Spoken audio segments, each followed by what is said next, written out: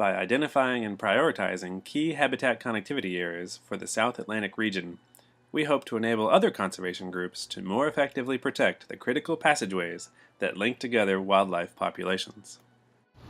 Hi there, I'm Dr. Ron Sutherland, Conservation Scientist for the Wildlands Network and Principal Investigator on this project. In this video, we're going to provide you with a brief summary of the background and goals of our important research effort. We have three basic goals for the project. First, we want to map out current and future patterns of habitat connectivity across the South Atlantic region. Second, we want to prioritize which connectivity pathways or linkages are most critical to the survival of our target species. And third, we will be publishing our data layers and results in a way that makes it easy for other conservation groups to work together to protect the highest priority areas. In terms of target species, we have decided to focus on two groups of animals with quite different capacities for movement across the landscape. These include the top mammalian carnivores, such as black bear, red wolves, and Florida panther, and a subset of the larger terrestrial reptiles, including rattlesnakes, pine snakes, and box turtles. We will be using modeling software such as Circuitscape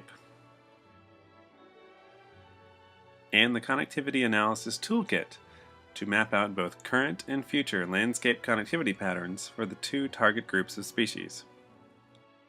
We then want to help conservationists prioritize which of these connections are most critical to the survival of our target species.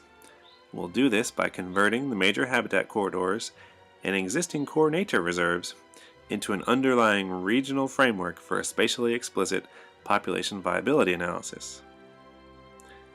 We will then test each corridor's importance by removing them one at a time from the population viability model and then observing the impact on the survival of the target species.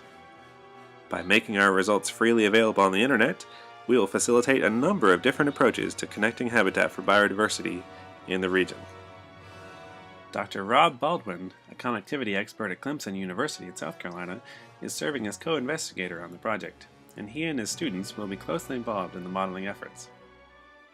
We thank the South Atlantic Landscape Conservation Cooperative for providing primary funding for this project.